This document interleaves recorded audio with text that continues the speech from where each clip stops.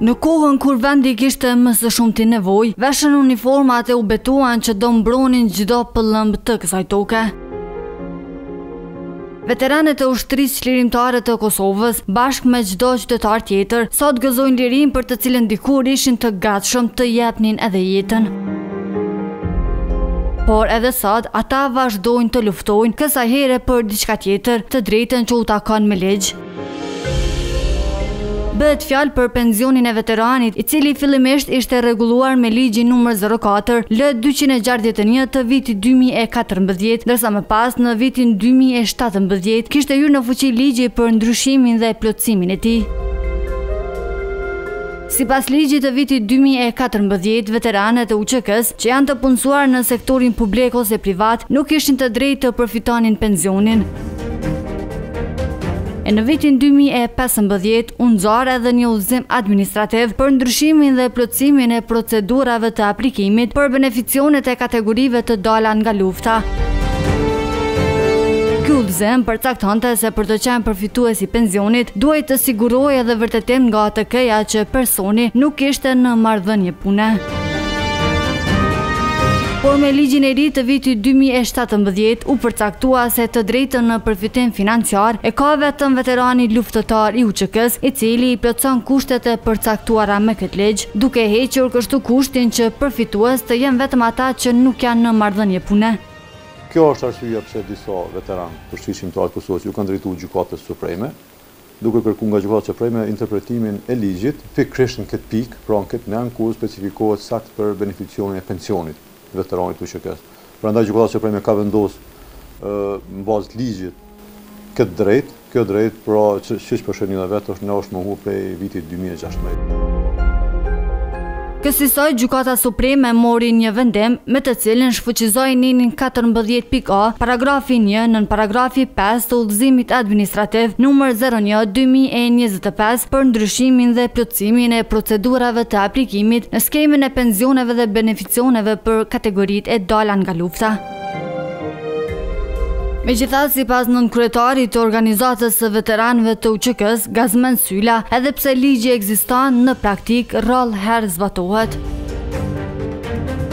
Ai tha se zbatimi i ligjit do duhet të fillonte me themelimin e qendrës së stresit post-traumatik, një projekt që sipas tij do t'u ndihmonte shumë veteranëve të luftës. As këtu ne i ligji nuk mundna me shfrytzu, edhe pse na është dhënë drejta me ligj, sepse ministrit nuk kanë dhënë aktet ligjore për zbatimin e këtij ligji. Për shembull, ne kemi në ligjin tonë thuhet se obligohet ministria, në këtë rast nëse apo ministria financave dhe punës dhe mirëqenies sociale për themelimin e qendrës së stresit post-traumatik. Gjë e cila nuk ka ndodhur kurrë. Do thotë ne kemi është nevojë imediate jona veteranë të luftës me pas një qendër stresi ku trajtohen, ku kishin mund të trajtohen. Syla shton se ka shumë beneficione të tjera që ligji u garanton veteranëve, megjithatë ata janë anashkaluar. Kena beneficione të tjera në ligj ku thuhet se obligohet ministria me u pagu shpenzimet e varrimit veteranëve kur vdesin, gjë e cila nuk ka ndodhur asnjëherë. E plot beneficione të tjera që janë para ligj, por nuk ka pas vullnet nga ministrit përkatëse me nxjerr ato akte në ligjore që ligji mos zbatu në përpikmëri.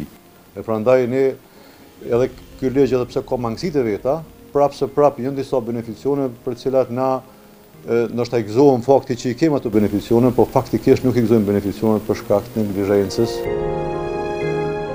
Një tjetër çështje sipas nënkryetarit Syla që ka mbetur pezull për vite me radhë është kategorizimi i veteranëve. Proces ky që është paraparë në ligjin e 2017-s, neni 16.a, sipas të cilit kategorizimi i veteranit luftëtar si përfitues i pensionit dhe beneficioneve të tjera përcaktohet në përputhje me kohën e mobilizimit dhe shërbimit në UÇK.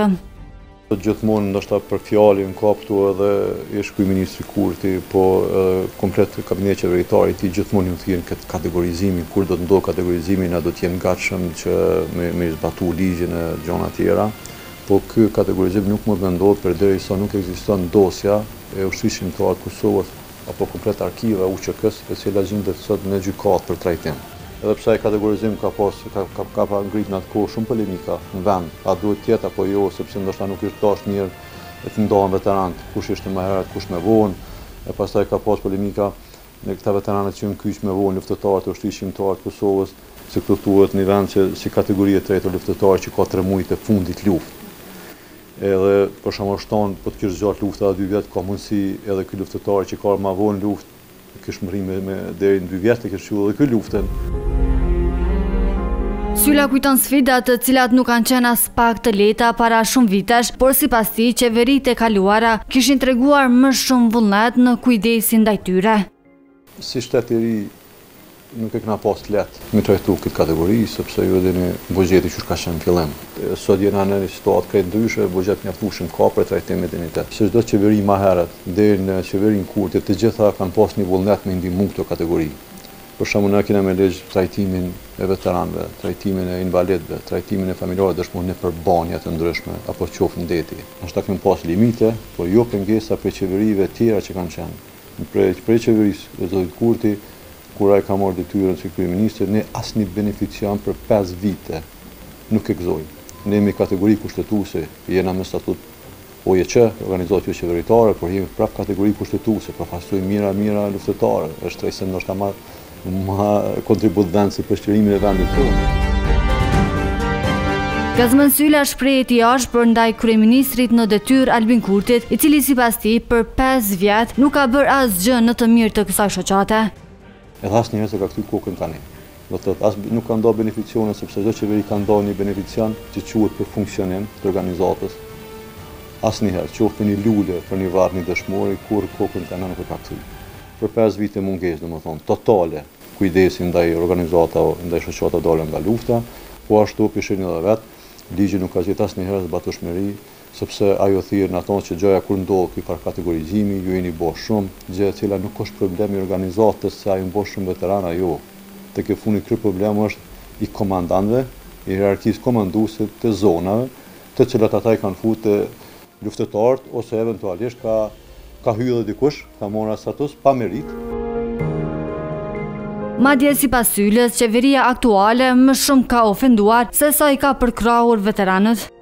E prandaj ai ka luajtur me këtë formën që zvoglojeni numrin, sepse ju që do mbetni, ju kena më trajtu nivelin më të mirë të mundshëm, kemi propos shumë tjera, po çnjëra që s'kena më mujt me harru asnjëherë është kur ky së bashku lëvizja dhe vendosë së bashku me listën serbe, i bën votat bashkë, edhe na largun pensioni veteranit nga paga minimale që u ngrit do të paga minimale, mbet pensioni veteranit jashtë rritjes pagës minimale. Domethënë kjo ka qenë do të mbetet e pafalshme për këtë qeveri.